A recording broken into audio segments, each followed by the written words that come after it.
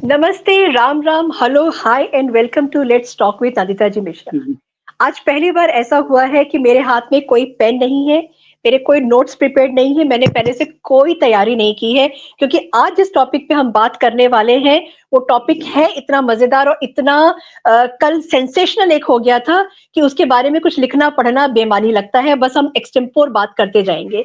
और मेरे साथ भोपाल से जुड़े हैं रविंदर पंचोली सर। सर आपका बहुत-बहुत स्वागत है। जय श्री राम, जय भारत। जय भारत। सर कल कैसा रहा? कंबल कुटाई हुई 100 मिनट की और मोदी जी ने जो धोया ऐसा धोया कि मुझे लगता है कि कांग्रेस का पूरा जो है बैठा जो वहां पे था और जो बैक में भी रहा होगा पार्लियामेंट के बाहर, वो चू नहीं कर पाया। और स्पेशली ये जो 3 मेंबर जो बच गए हैं एक फैमिली के, क्या हाल हुआ होगा इनका? देखिए देखिए मोदी जी का एक वो कहावत है ना कि नावक के तीर देखन में छोटा लगे और घाव करे गंभीर। तो मोदी जी ने ऐसे गंभीर घाव दिए हैं कि ये मेरे ख्याल से अभी तो महीनों सहलाते रहेंगे। और एक बात ये मैं बार-बार कहता हूँ कि मोदी जी और अमित शाह बहुत अच्छे पतंगबाज हैं। गुजरात में भी मकर संक्रांति आने वाली है। सबसे ज्यादा पतंगबाजी गुजरात में रहती है। मैं गुजरात में रहा हूँ तो मुझे पता है। तो मोदी जी की पतंगबाजी मैंने देखी है और अमित शाह की देखी है। ये बढ़िया से ढील देते हैं पतंग को कि जा कितनी दूर तक जा सकती है। वो बाद में जो काटते हैं तो उसको कोई ठिकाना नहीं मिलता कि कहाँ गई। तो ये करेक्ट। मोदी जी के बेसिक कैरेक्टर को ये लोग नहीं जानते हैं।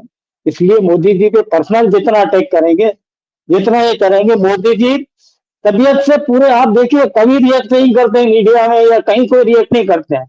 जहां रिएक्ट करना चाहिए, जहां उनको पता है कि आज मेरे को पूरा देश देख रहा है, आज मैं संसद में हाँ, जवाब दूंगा तो मुझे पूरा देश देखेगा, विदेशों में मुझे देखा जाएगा। तो मोदी जी से हम्म, बड़ा मतलब इवेंट मैनेजर तो कोई है ही नहीं।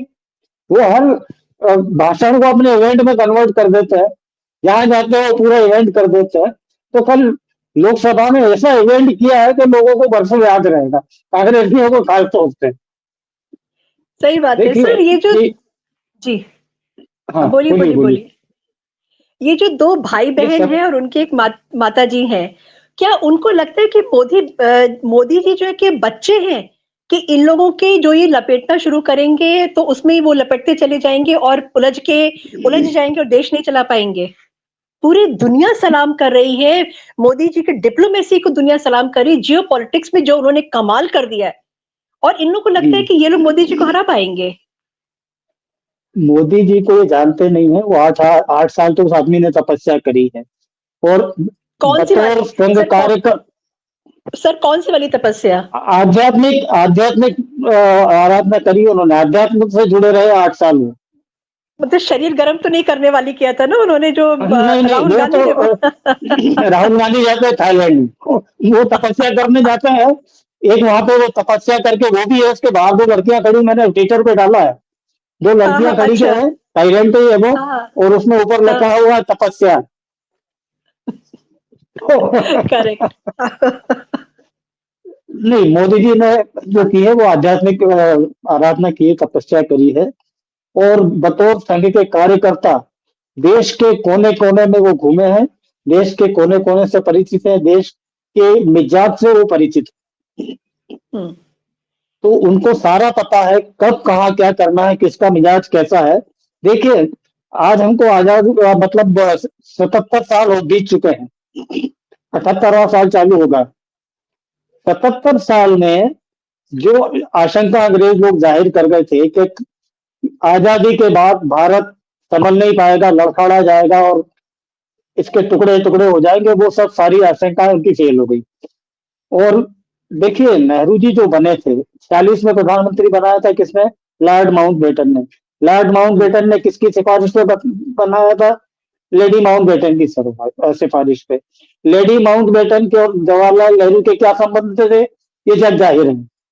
एडवीनास के और मोदी के क्या संबंध थे वो मालूम है लोगों को। वो तो मुझे एक फोटो देख के हंसी आ रही थी। लोग हमारे यहाँ क्या बड़े क्रिएटिव हो गए सोशल मीडिया पे। एडवीना आगे आगे जा रही थी, नेहरू जी पीछे बाल्टी लेकर चल रहे थे। देखा वो था सर जंगल मैंने में वो भी। कहीं किसी ने बड़ी क्रिएटिव कमेंट करी थी उसपे। अब वो यहाँ बोल नहीं सकते, परिवार देखेगा तो अच्छा नहीं लगता है।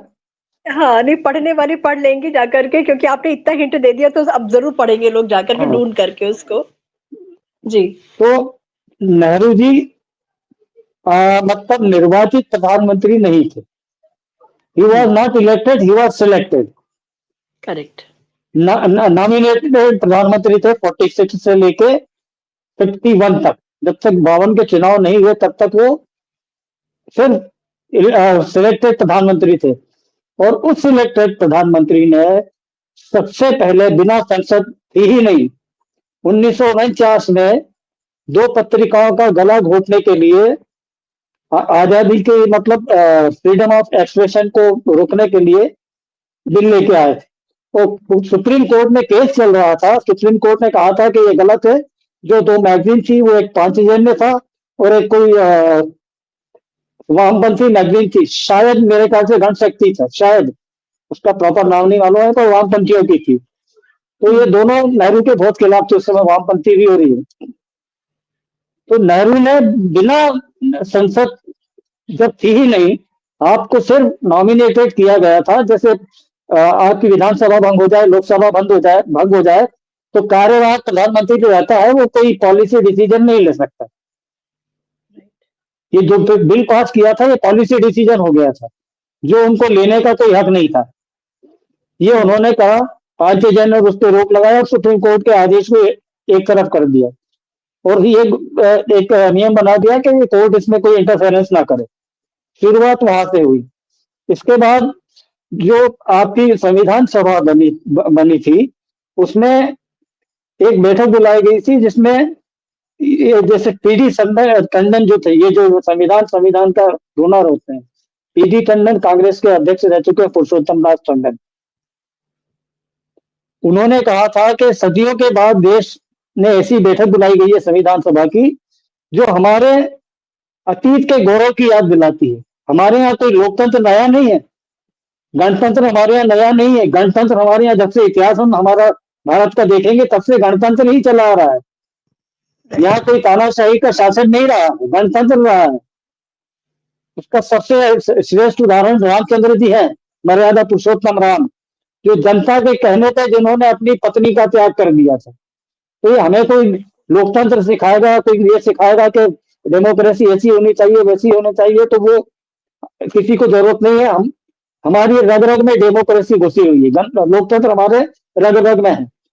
उसके बाद राधा कृष्णन ने भी कहा था कि इस महान गणतांत्रिक राष्ट्र का व्यवस्था जैसे शुरू से ही है, जैसे मैंने कहा कि ये जो गणतांत्रिक व्यवस्था है, इतिहास में शुरू से ही है। और ऐसा नहीं था कि भारत को लोकतंत्र का पता नहीं था, भारत को मालूम था कि लोकतंत्र क्या होता है। इतने सालों की गुलामी के बाद भी हमारा जो वो हुआ संविधान का निर्माण, तो कल राहुल गांधी ने उसको वीर सावरकर को वो उद्गत करा कि इसमें भारतीय कुछ भी नहीं है। संविधान को वीर सावरकर ने कहा था कि इस संविधान में भारतीय कुछ नहीं है, और कोई गलत नहीं कहा था। संविधान सभा में ये घोषित किया गया था कि विभिन्न देशों के संविधानों का अध्ययन करने के बाद उसमें जो अच्छी चीजें लगी, वो हमने इसमें समाहित की। और वीर सावरकर का कहना यह था कि भाई हमारा जो संविधान है वो मनुस्मृति के आधार पर हो सकता था, आप उसकी आलोचना कर सकते थे। तो उसमें वीर सावरकर ने कोई गलत तो कहा नहीं था। संविधान हमारा नहीं है, भारतीय इसमें कुछ नहीं है, हमने इधर उधर से कहीं की कहीं का रोड़ा, और भानुमति ने कुंभा जोड़ा टाइप हमारा संविधान बना दिया उन्होंने। और जो शुरुआती प्रियम्बल में लिखा हुआ था, उसमें कहीं सेकुलर और सोशलिस्ट शब्द नहीं था। जो आप पहला देखेंगे संविधान की ओरिजिनल कॉपी अगर देखेंगे, उसमें कहीं भी मतलब सेकुलर और सोशलिस्ट शब्द था ही नहीं था। ये 42वें संविधान संशोधन के बाद इंदिरा गांधी लेकर आई थी। तो ये जो संविधान खतरे में है का रोना रो रहा है, ये अध्ययन करके नहीं आते हैं, उनको पता नहीं है। मोदी जी बहुत पढ़ने वाले हैं, उनको एक एक बात पता है। और कल उन्होंने जिस तरह से खोद खोद के नेहरू गांधी परिवार का इतिहास बताया है, तो मेरे ख्याल से आपने शुरू में देखा होगा, राहुल गांधी नहीं थे, राहुल गांधी बाद में आए थे। कई बार निकला है वो बाहर। हाँ, तो उनको पता है कि अब मैंने पिच तैयार कर दी, अब मोदी जी इसमें बैटिंग करेंगे धुआंधार। और राहुल गांधी नहीं का सर, भाषण और जिन्होंने भी तैयार, हाँ मुझे लगता है कि भाषण की बात अगर मैं करूं, मुझे लगता है कि जो जेएनयू के प्रोफेसर हैं ना, तो वो भाषणें लिखते हैं जो खुद पढ़े लिखे नहीं होते हैं। या तो जो इनका स्पीच लिखता है वो ये चाहता है कि राहुल गांधी और ज्यादा नीचे चले जाए, क्योंकि उसको पता है कि राहुल गांधी पढ़ते तो है नहीं। मनुस्मृति की जो बात किया है, किसी भी हिंदू घर में अगर मेरे को जितना भी नॉलेज है सर को, किसी भी घर में मनुस्मृति की पूजा नहीं की जाती, ना रखी जाती, ना उसको फॉलो किया जाता है। फिर वो मनुस्मृति क्यों लेकर के आए थे? देखिए, इनके मन में सनातन धर्म के प्रति घृणा है। इनके दादा जो रहे हैं, बाबा कह लीजिए, उन्होंने क्या लिखा था, I am Hindu by accidental accident, Hindu. I am an हाँ, एक्सीडेंट हिंदू। हाँ। उनको मुस्लिम कल्चर बहुत पसंद थी, और ऐसा सुनते हैं कि भाई इनके पिता का नाम मोतीलाल था, कुछ और था, इनके बाबा का नाम कुछ और था, फिर ये कश्मीर में इन्होंने अपना पंडित लगा लिया और नाम चेंज कर लिया, ऐसा मतलब अपुष्ट तथ्य है, हम उसकी पुष्टि नहीं करते हैं, पर ऐसा करेक्ट। सोशल मीडिया पर बहुत चला है। और ये जो बात करते हैं कि संविधान खतरे में है, तो ये पहले अपना इतिहास उठा के देख लें। धारा 356 का सबसे ज्यादा प्रयोग किसने किया है? मोदी जी ने। उत्तराखंड का मामला छोड़ दें, जिसमें सुप्रीम कोर्ट ने रिवोक कर दिया था उनका, इसके अलावा कभी धारा 356 का प्रयोग नहीं किया अपने पूरे 10 साल के टेन्योर में। चाहते तो वेस्ट बंगाल में कर सकते थे, पंजाब में कर सकते थे।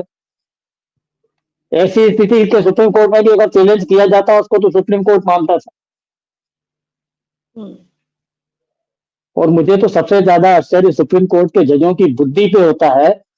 मतलब कहाँ से लेफ्ट लिबरल जज बैठ गए हैं, या किसी कोटे से सिलेक्ट होकर बैठे हैं, जब एक याचिका लगाई गई कि ये सेकुलर और सोशलिस्ट शब्द हमारे प्रियम्बल में नहीं था, इसको हटाया जाए, तो वो कहते हैं नहीं नहीं, this is the essential part of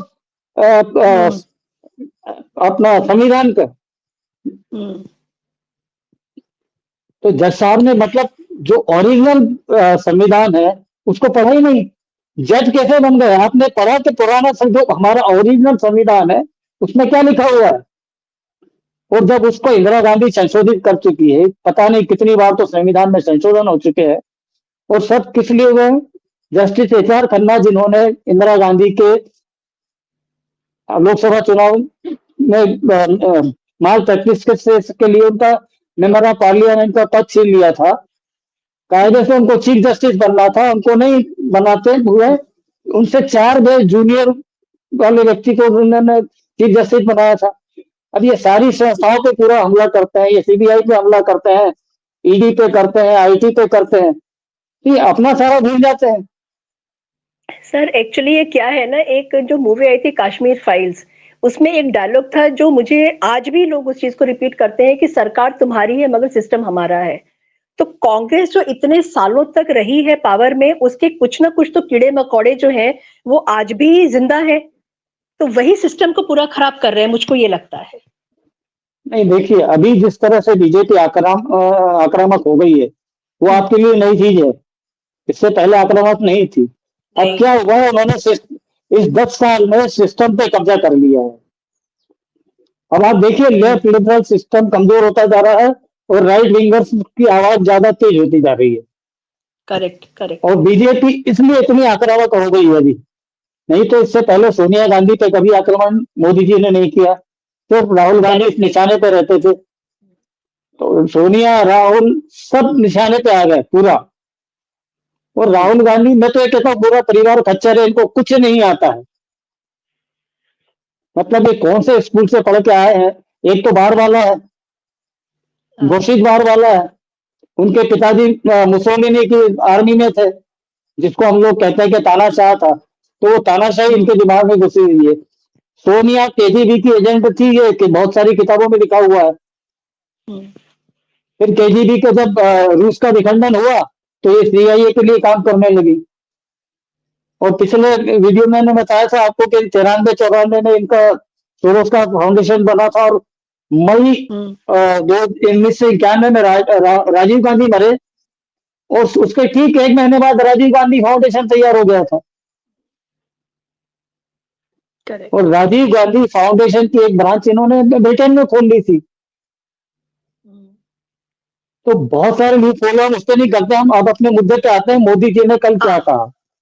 हाँ, हम अभी, वो ज्यादा क्योंकि ये इंटरेस्टिंग थोड़ा है। सा, हाँ, वो बताना थोड़ा जरूरी था लोगों को कि क्या है एक्चुअली में। Background, right. तो देखिए, मोदी जी ने ये कहा कि हमारा जो संविधान है वो विविधता में एकता की पैरवी करता है।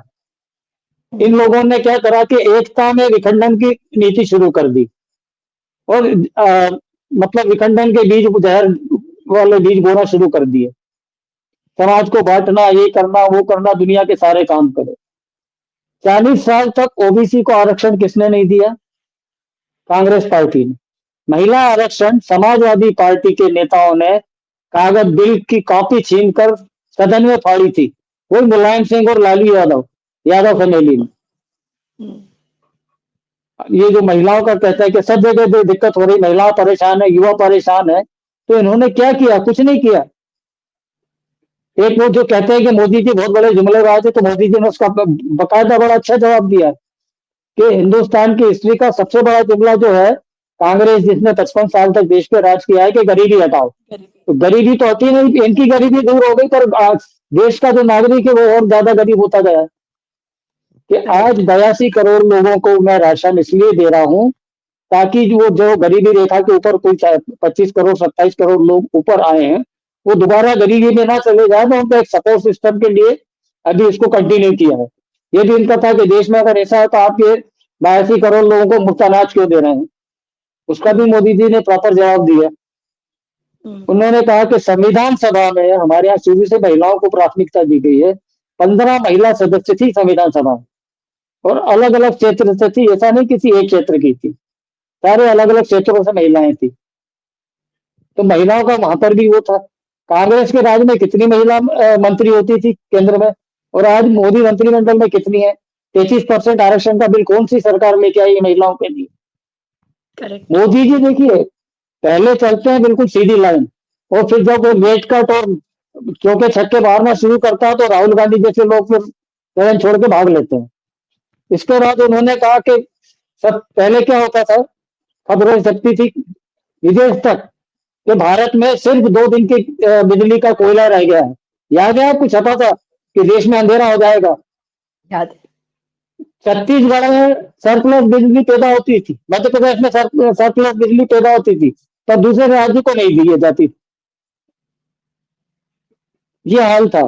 तो इन्होंने वन नेशन वन ग्रिड वाला सिस्टम लागू किया कि एक ही ग्रिड से सारे देश में बिजली सप्लाई होगी।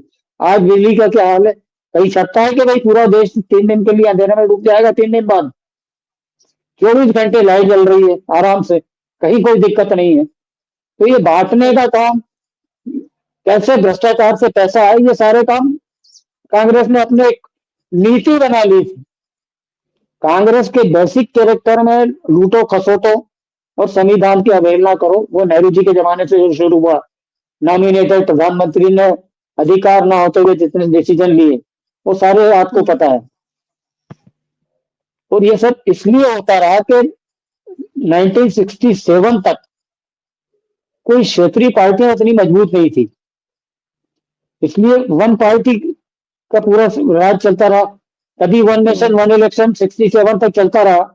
ये तो इंदिरा गांधी ने बाद में ये 356 का प्रयोग शुरू किया, और बार बार विधानसभा भंग करना, उनके फेवर के नियम व्यक्ति उसको हटाना, ये सारा काम शुरू किया। राइट। तो ये सारा जो खेल शुरू हुआ तो कांग्रेस के जमाने में शुरू हुआ। और इंफ्रास्ट्रक्चर डेवलपमेंट में आप देखिए, नॉर्थ ईस्ट को बिल्कुल इग्नोर करके रख रखा था। पूरे कांग्रेस के शासन काल में नॉर्थ ईस्ट में कहीं इंफ्रास्ट्रक्चर था ही नहीं, क्योंकि चीन से एमओयू साइन किया हुआ होता है कि हम नॉर्थ ईस्ट में डेवलपमेंट नहीं करेंगे। सड़कों के क्या बुरे हाल थे। मैं एक आपको खाली उदाहरण देता हूँ। मैं भुवनेश्वर में काम करता था, संवाद न्यूज़पेपर में। मुझे शादी में इंदौर आना था, तो मैं वाया नागपुर होते हुए आया था। नागपुर तक तो मैं गाड़ी से इतना बढ़िया चल के आ गया कि मुझे लगा ही नहीं कि मैं और जैसे ही मैं मध्य प्रदेश की बाउंड्री में घुसा बैतूल साइड से, मुझे इस तरह गाड़ी चलानी पड़ी। 45 किलोमीटर का सफर मुझे 5 घंटे लगे हैं तय करने में। उस समय दिग्विजय सिंह का शासनकाल था।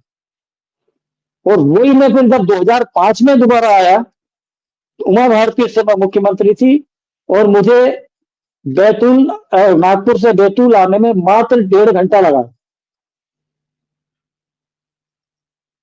तो कांग्रेस के जमाने में इंफ्रास्ट्रक्चर का क्या हाल था, ये सब लोगों को पता है। हमारे माननीय मनमोहन सिंह बोल चुके थे कि मतलब पैसे है झाड़ पर नहीं लगते हैं। और आज पैसा कहाँ से आ रहा है।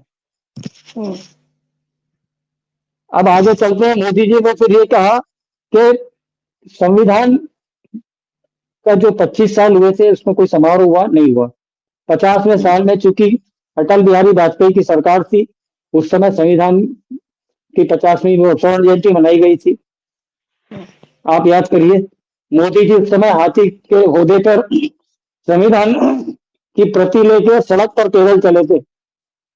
हाँ। तो उन्होंने ये आज तक किसी मुख्यमंत्री ने नहीं किया, किसी संविधान मतलब वैधानिक तत्व नियुक्त व्यक्ति ने ये काम कभी नहीं किया। ये पहला काम करने वाले मोदी जी रहे। संविधान की प्रति को प्रणाम करके अपना भाषण शुरू करने वाले मोदी जी रहे। संसद में घुसने से पहले साष्टांग दंडवत प्रणाम करने वाले मोदी जी रहे। तो जो आदमी लोकतांत्रिक परंपराओं का इतना सम्मान करता हो, उस पर आप आरोप लगाए गए तो वो तो फिर आपको मौका आने पे अच्छे से धोएगा ही सही, जम के धोएगा एकदम। तो कल मोदी जी ने यही किया। उन्होंने ये कहा कि इस परिवार के कुविचार, कुरीति और कुनीति 1949 से अब तक जारी है। कुविचार, कुरीति और कुनीति अब तक जारी है कि इनके दिमाग में वही भरा हुआ है, परिवारवाद भरा हुआ है। ये सोचते हैं कि हम सिर्फ राज करने के लिए पैदा हुए हैं। ये कभी जमीन पे गए नहीं, अपने कमरों से बाहर निकल के कभी गए नहीं। इनको लाल मिर्ची कैसे बनती है और हरी मिर्च कैसे बनती है इसका फर्क नहीं मालूम। वो किससे आप लोगों ने सोशल मीडिया पर बहुत सुने हैं, राजीव गांधी के। तो वो सारा था। इसके बाद उन्होंने कहा कि कांग्रेस को उन्होंने इमरजेंसी की याद दिलाई। और उसमें उससे पहले अनुराग ठाकुर ने जो उनको धोया है राहुल गांधी को, वो भी अविस्मरणीय था। बिल्कुल।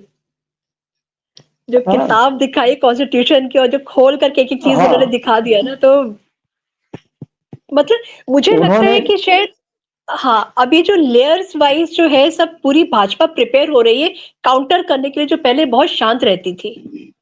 और अनुराग ठाकुर को मुझे लगता है कि दे दिया गया कि बेटा आप जाओ वहां पे और पार्लियामेंट में राहुल गांधी को धो डालो, और अनुराग ठाकुर वही कर रहे हैं। और संबित पात्रा भी है, उन्होंने तो बाकायदा पीसी करके बोला है कि Rahul Gandhi is a traitor.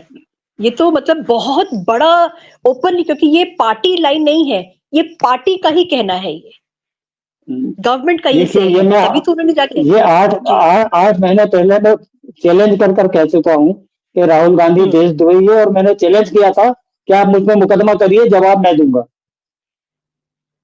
क्योंकि मेरे लिए राष्ट्र प्रथम है। जो आदमी राष्ट्र के विरुद्ध जाएगा, मैं उसके खिलाफ खड़ा रहूंगा। मरना तो एक दिन है, आज नहीं तो कल। तो मैं मरने के डर से या इस डर से अपना दूर बंद कर लूँ, मैं उन लोगों में से नहीं। खुलकर मैंने बोला था।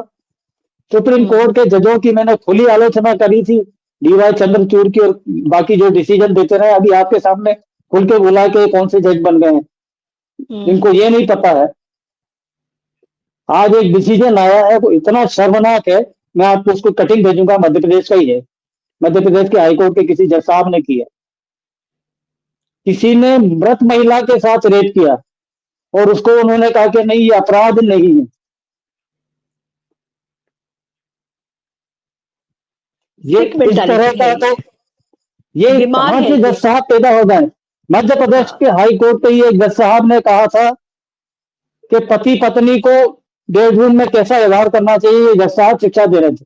ये कामसूत्र की शिक्षा आजकल हाई कोर्ट जज और सुप्रीम कोर्ट के जज देने लगे। ये सिस्टम फ्रस्ट्रेटेड किसका है। बिगाड़ा हुआ है? कांग्रेस का। पूरा सिस्टम कांग्रेस का बिगाड़ा हुआ है। सारे लेफ्ट लिबरल जल घुसेड़ दिए हैं। उन्होंने ये भी धोया कि आज राहुल गांधी चिल्लाते हैं कि जितने सेक्रेटरी हैं उसमें से 90% तो सवर्ण वाले हैं। तो उन्होंने कहा आपका इतने साल राज रहा, आपने ओबीसी को आरक्षण दिया क्या? आप बिल पर 40 साल बैठे रहे, आपने कुछ किया क्या? ओबीसी का आरक्षण अगर आप कर देते तो आज की डेट में बहुत सारे सेक्रेटरी ओबीसी कैटेगरी से होते थे भाई। और आप धर्म के नाम पे बार बार आरक्षण देना चाहते हो घुमा फिरा के, तो वो तो स्टेट में संविधान सभा ने रिजेक्ट कर दिया था कि धर्म के आधार पर कोई नहीं होगा। नेहरू जी आरक्षण के खिलाफ उनके आर्की में मौजूद है भाषण कि आरक्षण के बहुत सख्त खिलाफ थे वो। जाति जनगणना अंग्रेजों ने भी कराई थी, पर उसको पब्लिश नहीं किया था। और ये जो बहुत सारी जातियां बांट दी, अंग्रेजों का ही काम था। हमारे यहाँ वर्ण व्यवस्था चलती थी, हमारे यहाँ जाति व्यवस्था नहीं थी। ये सारा खेल अंग्रेजों का था और उसी खेल को ये लोग आगे बढ़ाते जा रहे हैं। राजेंद्र प्रसाद जी और आचार्य कृपलानी ने भी नेहरू जी को बहुत समझाया था कि आप जो काम कर रहे हैं, अभी आप इलेक्टेड प्राइम मिनिस्टर नहीं है, ये काम मत करिए। उन्होंने क्या किया? राजेंद्र प्रसाद जी को साइडलाइन कर दिया।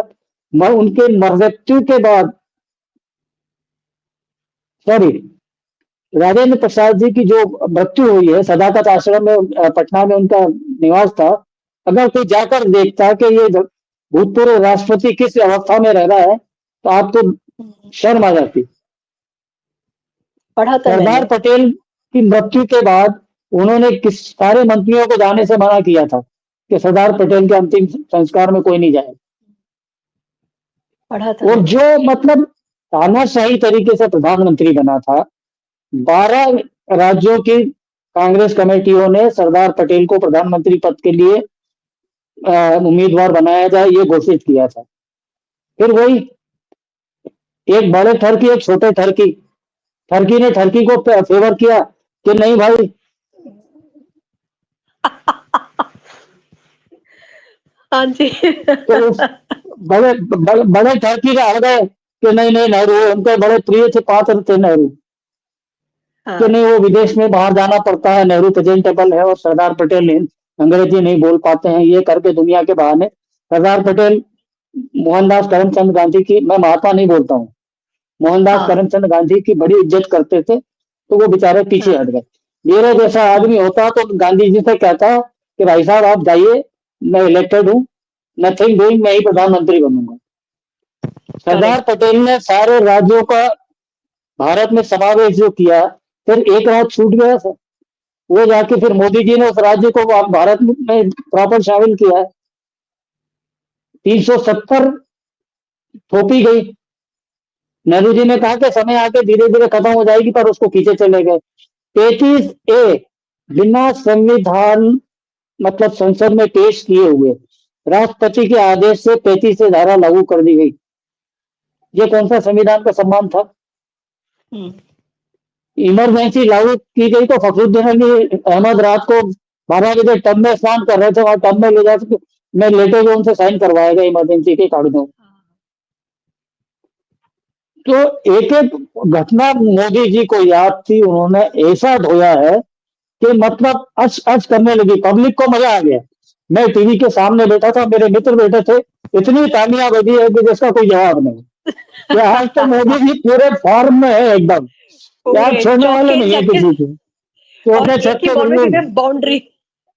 हाँ जी। हाँ, मुझे भी कल बहुत मजा आया था और मैं तो हटी नहीं थी, मेरे मतलब चाय लेकर के मैं बैठी, फ्लास्क में कल मैं बना के लेके बैठी थी कि मुझे उठना ना पड़े दोबारा चाय पीने के लिए, बनाने के लिए। देखिए मैं 4 बजे से बैठा था, मेरे पास खबर ये थी कि 4 बजे मोदी जी आएंगे। हाँ और मैं भी मोदी जी, 4 बजे से बैठ गई थी। हाँ, और जब तक मोदी जी नहीं आए तो मैं सुनता रहा फालतू कि चलो ठीक है, पता नहीं कब आ जाए। हाँ सही और बात। देखिए संसद में ये परंपरा रही है कि जो सदन का नेता है वो प्रधानमंत्री होता है। हम्म। जब सदन का नेता बोलता है तो कोई डिस्टर्ब नहीं करता है, पहले ये हाँ। परंपरा रही है। 2019 से कांग्रेस ने ये शुरू कर दिया कि आपके राज्यसभा के सभापति के कमरे में बैठक होती है कि नहीं नहीं हम आज चलने देंगे, लोकसभा अध्यक्ष के कमरे में बैठक होती है, सर्वदलीय बैठक होती है कि नहीं हम प्रॉपर काम करने देंगे। विपक्ष का नेता बोल लेता है, लीडर ऑफ अपोजिशन बोल लेता है, हम्म। सत्ता पक्ष के लोग चुपचाप सुनते हैं। वो जहां सदन के नेता बोलना शुरू करें, ये लोग जंगली पन्ने पे उतर आते हैं। ऐसा लगता हाँ। है कि पता नहीं पूरा जंगल के भेड़िए सारे यहाँ घुसा है और हुआ हुआ करके रोना शुरू कर दिया। कल मोदी जी ने मुलायम सिंह के बेटे को भी बड़ा अच्छे से लपेटा, अखिलेश को और उनकी श्रीमती को। हाँ। मैं एक चीज और बोलना चाहूंगी अखिलेश यादव मुझे जी। एक एक जुमला याद आ गया कि कई जगह हम्म। लिखा रहता है कि या बेशर्मी तेरा सहारा। तो मोदी जी ने वो हाँ। डायलॉग तो नहीं बोला कि या बेशर्मी तेरा सहारा, पर उन्होंने हाँ। इशारा किया कि उस तरह के बैठे हैं, उसमें से कई लोगों के परिवार के लोग जेल में रह चुके हैं, पर उनकी क्या मजबूरी है जो उन लोगों का साथ दे रहे हैं। और अखिलेश बेशर्मों की तरह मुस्कुरा रहे। तो अखिलेश यादव के लिए बचा क्या है सर? अगर आप कभी ध्यान दीजिए, जब वो अपना स्पीच पढ़ता है बंदा, वो जाकर के तो बस अध्यक्ष जी कहने के लिए ऊपर देखता है, बाकी एक एक हम्म, लाइन वो सर नीचे करके अपना पढ़ता रहता है। तो उसका तो वो जो हम्म, बेस था वो तो खत्म हो गया है। एक जो नेता वाला जो बेस होता है कि आपको नेतागिरी करनी है तो आपको जमीन पर उतरना पड़ेगा, तो वो हर चीज रटा हुआ रट के भी नहीं आता है, तो पढ़ हम्म, पढ़ के बोलता है वो। आपके हम्म, शायद किसी का फोन आ रहा है सर। हाँ, एडिट हो जाएगा नहीं, आप आराम से उसको पूरी।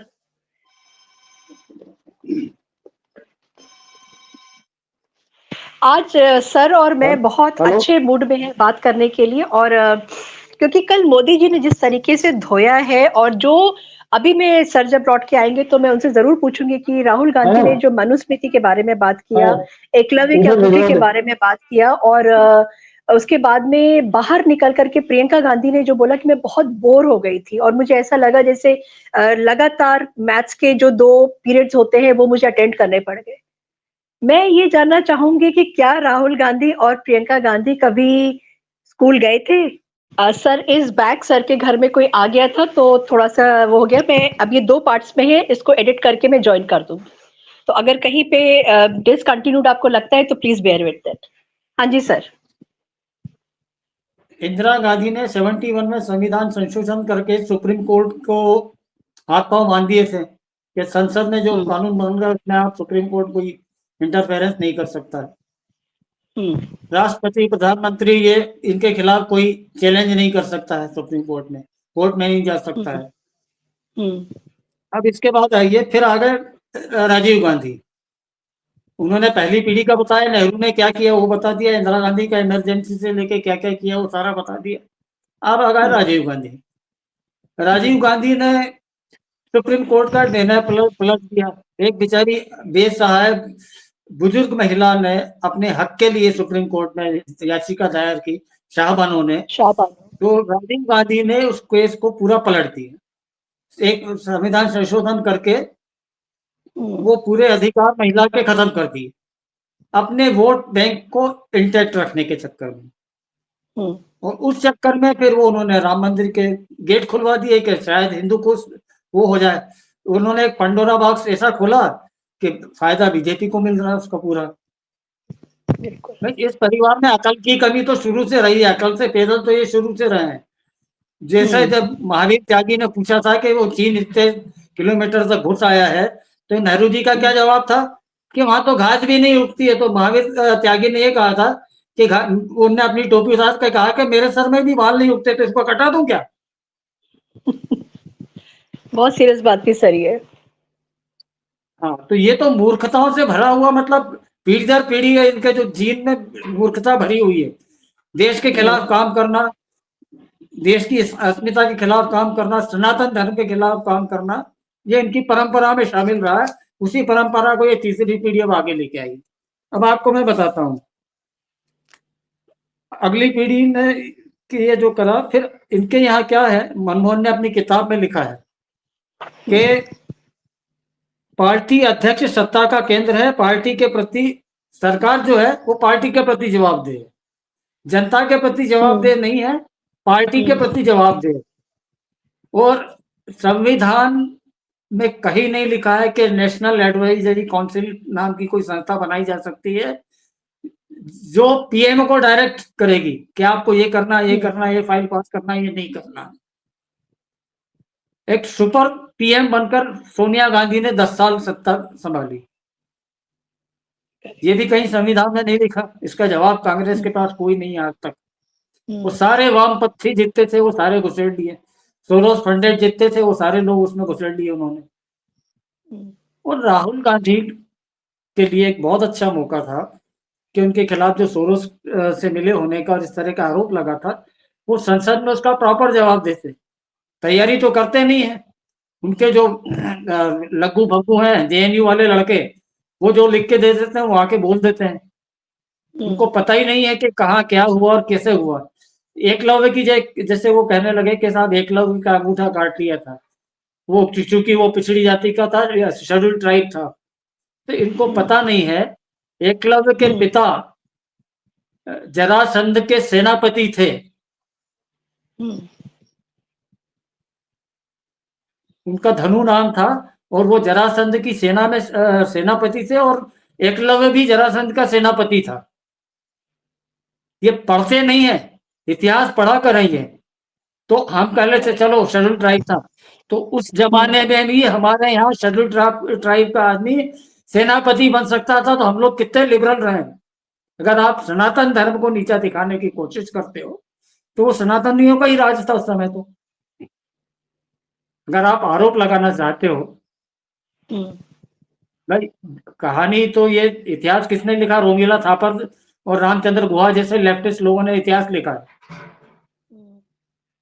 उन्होंने एकलव्य का अंगूठा नहीं काटा होगा। उन्होंने कहा होगा कि भाई साहब आप अंगूठे का प्रयोग किए, आप मुझे प्रॉमिस करें कि आप तीर चलाने के लिए अंगूठे का प्रयोग नहीं करेंगे। वो घूमते घूमते घूमते बात ये आ गई कि अंगूठा कटवा लिया, जबकि ऐसा था नहीं। अगर उसका अंगूठा कटा होता तो क्या वो सेनापति बनता था? एक राजा की सेना का सेनापति बन सकता था क्या? पॉइंट वो है शेड्यूल सर। ट्राइब से था तो भी उसका पिता सेना में सेनापति था किसी राजा का। तो तब तो शेड्यूल ट्राइब का हमारे यहाँ तब भी इज्जत थी, आज भी है। तो ये बांटने वाली जो राजनीति ये करते रहे हैं, विघटन वाली, पढ़ते नहीं है। अब देश बहुत समझदार होता जा रहा है। कांग्रेस उतनी बेवकूफों से भरती जा रही है जितना हमारा वोटर समझदार होता जा रहा है। एनएससी का प्रावधान संविधान सभा में था। उन्होंने कहा था एनएससी लागू होना चाहिए, कांग्रेस ने लागू नहीं होने दी।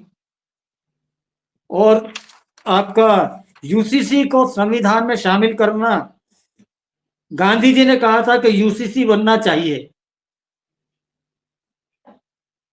टर्की नंबर 1 ने यह कहा था कि यूसीसी को संविधान में इंक्लूड करना चाहिए।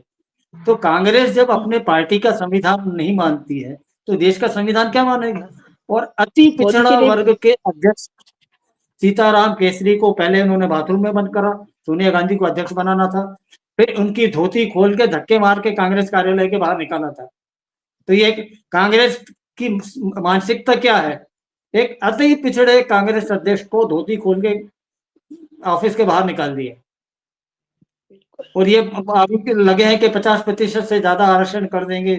मुसलमानों को संतुष्ट करने के लिए ये हर स्तर तक नीचे गिरने को तैयार है। अब इसके बाद आपका आते हैं अटल बिहारी। संविधान की बात करी तो मोदी जी ने बहुत अच्छा उदाहरण दिया कि अटल बिहारी की सरकार जो 13 दिन तक चली थी, अल्पमत जब वोटिंग हो रही थी तो सिर्फ एक वोट कम पड़ रहा था। उड़ीसा के जो मुख्यमंत्री थे उन्होंने रिजाइन नहीं किया था लोकसभा से, और वो उन्होंने आके वोटिंग करी थी। बाइक लेन उनको बुलाया गया था, वो भी असंवैधानिक था। आप पहले ऑलरेडी एक कहीं संविधान उसमें संवैधानिक पद पे हैं। और माल तब भी बिकाऊ था। मोदी जी के ये शब्द थे कि माल तब भी बिकाऊ था, पर अटल जी ने संविधान के प्रावधानों को ध्यान रखते हुए, उसका सम्मान करते हुए रिजाइन करना पसंद किया। और नरसिम्हा राव ने क्या किया था, जो आपको पता होगा कि राजदीप सरदेसाई के पास सीडीसी के ये जो है संसद रिश्वत कांड चला था, आपको पता होगा। राजदीप सरदेसाई उस समय IBH 7 में काम करते थे। इन्होंने बड़ा हल्ला मचाया था कि आज पोल खोलेंगे, ये करेंगे, और उनको पैसा मिल गया तो चुप होकर बैठ गए थे। याद है। जिसके झारखंड मुक्ति मोर्चा के अध्यक्ष शिबू सोरेन जिसमें दोषी पाए गए थे, उनका 1 करोड़ रुपया उन्होंने बैंक अकाउंट में लिया था, ऑन अकाउंट 1 करोड़ रुपया लिया था। ये लोग भूल जाते हैं कि अपनी सरकार बचाने के लिए आपने पैसे बांटे थे संसद सदस्यों को। तो मोदी जी ने बड़ा तीखा कटाक्ष किया कि माल तो तब भी बिकाऊ था, पर हमने खरीदा नहीं। राइट। इसके आगे मोदी जी ने ये कहा कि मैं चाहता हूं कि देश में 1 लाख युवाओं को मैं इस तरह तैयार करूं जिनका कोई भी परिवार का बैकग्राउंड राजनीतिक ना हो। कि ये राजनीतिक परिवारों ने देश का बहुत सत्यानाश किया है। कि मेरी हार्दिक इच्छा है कि मैं ऐसे लोगों को तैयार करूं जिनका परिवार का कोई पॉलिटिक्स से लेना देना नहीं। अब आप देखिए धीरे धीरे धीरे धीरे ऐसे लोग आ रहे हैं जिनका परिवार राजनीति में कभी नहीं रहा है। हरदीप सिंह पुरी ले लीजिए, एस जयशंकर ले लीजिए, धीरे धीरे ये सब लोग आते जा रहे हैं, रिप्लेस करते जा रहे हैं जो पॉलिटिकल फैमिली के थे। अनुराग ठाकुर को हटाने का यही कारण था कि परिवार से संबंधित थे। अब युवाओं को मौका दिया जा रहा है। धामी का कोई पारिवारिक मतलब ऐसा बैकग्राउंड नहीं है कि उनके कोई पिता या दादा या कोई उसमें पॉलिटिक्स में थे। ये युवा राजनीति से जुड़े और यहाँ तक आगे पहुंचे हैं। हमारे यहाँ मध्य प्रदेश के मुख्यमंत्री मोहन यादव, उनका भी यही हाल है। छत्तीसगढ़ के जो मुख्यमंत्री हैं साय साहब, वो आदिवासियों के लिए उन्होंने इतना काम किया है। उनको टिकट काट दिया गया था पर एकदम उनको ढूंढ के निकाला गया और रातों रात मुख्यमंत्री बना दिया गया। राजस्थान के शर्मा जी पहली बार के विधायक, उनको मुख्यमंत्री बना दिया गया। उनका कोई बैकग्राउंड ऐसा नहीं था कि उनके परिवार से कोई पॉलिटिक्स में हो। तो एक नई तरह की पॉलिटिक्स ला रहे हैं। और मोदी जी ने जिस बेदर्दी से कल धुलाई करी है वो अगले सेशन तक बहुत याद रखी जाएगी। देखिए सबसे ज्यादा टीआरपी मोदी जी के भाषण में मिलती है। ये जो रोज शाम को कुत्ते लड़ाते हैं वो उसमें टीआरपी नहीं मिलती है। नरेंद्र मोदी जहां खड़ा होकर भाषण देता है वहां टीआरपी मिलती है। सही बात। वो चाहे रोड शो करे या कहीं राजनीतिक सभा करे, टीआरपी तो वहीं मिलती है। मोदी जी जानते हैं कि कहाँ बोलना है कहाँ नहीं बोलना है और क्या बोलना है। बिल्कुल सर, मेरा एक सवाल ये है कि प्रियंका गांधी ने बाद में आकर के एक जब पार्लियामेंट के बाहर वो निकली है तो उसने आकर ये जब उसे रिपोर्टर्स ने पूछा कि भाषण कैसा रहा तो उसने ही बोला कि मेरे को ऐसा लगा कि मैं बचपन में मैथ्स की क्लास में पहुंच गई तो जहां लगातार 2 पीरियड्स मैथ्स झेलना पड़ा। मतलब उसको इतना बोरिंग लगा। तो एक तो उसे ये दिमाग दिखाया कि मैं बिल्कुल ऊपर से ढक्कन हूँ, मैथ्स मेरे बूते के बाहर है। और दूसरा जो उसने ये बोला कि मेरे के लिए बहुत बोरिंग था। तो क्या वो कभी राहुल गांधी और प्रियंका गांधी कभी स्कूल गए भी हैं जो इनको पता है कि क्लास में पीरियड्स किस तरीके से लगते हैं? और ये एक मेंटल थॉट प्रोसेस है इनका, क्या इससे उजागर नहीं होता कि क्या है ये लोग? देखिए राजीव गांधी के जमाने में सोशल मीडिया नहीं था, नहीं तो वो राहुल गांधी से बड़े पप्पू से दोस्त थे। अभी सोशल मीडिया आ गया है, इसलिए कुछ भी बोलते हैं तो झट से वायरल हो जाता है। बाकी एक कहावत हिंदी में बनी है कि बाप ने मारी मेंढ की और संतान तीरंदाज। तो ये इनके बाप ने मेंढ की मारी थी। अब चूंकि संतान 2 है इसलिए, नहीं तो बेटा तीरंदाज है तो वैसे एक्चुअली बेटी भी तो बराबर है सर उसके। तो भाई आपने अपने सैनिक भेज दिए श्रीलंका में मरवाने के लिए, आपको जरूरत क्या थी? आपने अपने देश में विग्रह करवाने की कोशिश करी, तमिलनाडु के लोगों में क्रोध भर गया। और वो क्यों मरे हैं वो भी बड़ा रहस्यमय है कि Jayanthi Natarajan at the 11th hour वहां से क्यों गायब हो गई 1 मिनट पहले। वो किसी दिन हम बहुत लंबी स्टोरी है वो डिस्कस करेंगे। तो ओवरऑल कल बड़ी बेदर्दी से मोदी जी ने जो धोया है, पब्लिक को मजा आ गया, सुनने वालों को मजा आ गया। और कांग्रेस में सन्नाटा छाया हुआ है कि जूते इतने पड़े हैं कि निशान भी नहीं, जैसे पुलिस करती है ना कंबल में लपेट के लट देती है। तो जैसा को कहते हैं कि जैसा बहुत मारा पुलिस वालों ने, उन्हें बताओ निशान कहाँ है, तो निशान होते नहीं क्योंकि कंबल में लपेट के धुलाई करते हैं। तो उस सर तरह से कल मोदी जी ने मारा है। हाँ, एक आखिरी सवाल अपने इस प्रोग्राम को वाइंड अप करने से पहले अपनी रिकॉर्डिंग को, सोनिया गांधी हमेशा सुपर पीएम बन के रही हैं और इतना ज्यादा जिस तरीके से सामने राहुल गांधी ने आके अपनी भद्द पिटवाई है और प्रियंका गांधी ने अपनी भद्द पिटवानी अब शुरू की है पार्लियामेंट में, सोनिया गांधी ने उस तरीके से उसकी भद्द नहीं पिटी है। क्या हम ये माने कि सोनिया गांधी को जो एडवाइस करने वाला अहमद पटेल था, उसकी वजह से सोनिया गांधी हमेशा बच गई और समझदार है, इंटेलिजेंट है, उस कैटेगरी में आ गई, और इनके बच्चों के साथ में कुछ उल्टा हो गया है, या वो भी ऐसी पप्पू और देखिए, ढक्कन है? अहमद पटेल गुजरात से थे और मोदी की पूरी कार्यशैली से वो अवगत थे कि मोदी जी की कार्यशैली क्या है, तो वो को बचाते रहे कि मोदी जी की अब नेक्स्ट स्टेप ये हो सकती है, ये हो सकता है। अहमद पटेल जब से गए हैं तब से कांग्रेस की दुर्दशा शुरू हो गई है। अहमद पटेल के मतलब बीजेपी में भी काफी, हाँ, मतलब हम ये कह सकते हैं कि सोनिया गांधी भी उतनी ही बड़ी बेवकूफ और उतनी ही बड़ी ढक्कन है जितने कि उनके बच्चे हैं। ओनली थिंग इज कि उनको अहमद पटेल का साथ मिल गया था तो वो समझदारों की कैटेगरी में आ गई। देखिए, और सनातन विरोधी होने का सबसे बड़ा सबूत तो ये दिया कि पहले इनके राजनीतिक सलाहकार जनार्दन द्विवेदी होते थे जो इनका भाषण लिखते थे, बड़े सार गर्भित और वो होते थे। जनार्दन द्विवेदी को इन्होंने हटाया, अहमद पटेल को अपना राजनीतिक सलाहकार बनाया। तो अहमद पटेल ने पूरा अपना मुस्लिम एजेंडा चलाया सब जगह, पूरा कंप्लीट। तो अहमद पटेल वाकई में समझदार थे, राजनीति की इनको समझ थी कि राजनीति में नेताओं को किससे साधा जाता है, विपक्ष को किससे साधा जाता है, ये उनको पता था। और सबसे बड़ी बात ये थी कि उस समय क्या होता था कि भाई, I will scratch your back and you scratch my. BJP में कई ऐसे नेता थे जिन जो संसद में तो बहुत हल्ला मचाते थे, सरकार में आने के बाद एक भी किसी कांग्रेसी नेता पे एक्शन हुआ हो तो मुझे बता दें, भले वो अटल जी की सरकार रही हो, बोफोर्स मामला उठाओ, क्या हुआ उसका अंजाम? कुछ नहीं हुआ।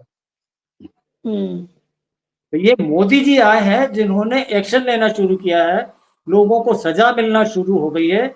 अब वो क्या है, नूरा कुश्ती नहीं चल पा रही है, जो पहले नूरा कुश्ती बीजेपी और कांग्रेस में चलती थी वो कंप्लीटली बंद हो चुकी है।